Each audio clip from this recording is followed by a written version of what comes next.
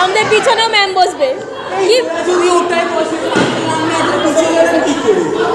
এবারে এইসব করিস না, সব কিছু বন্ধ করে দেবেন মনে হয়। আজকে কিছু সরঞ্জাম আছে?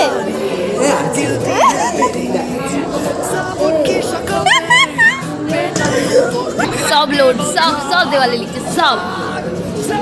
তোর লেখার জন্য অ্যাডমিট কার্ডটা ফুটো হয়ে গেল রে। তো হয়নি, তোকে রেপোর্টার সামনে এরকম ভাবে তো পড়াশোনাটাও করতে পারতিস সিনজয়।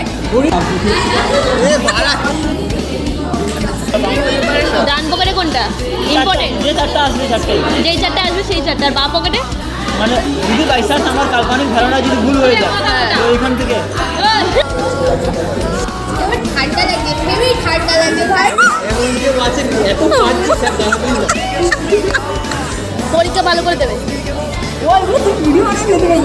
দেবো তো তোমার।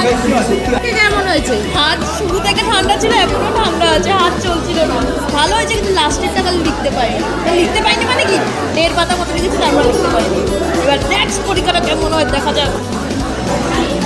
এদিকে দেখ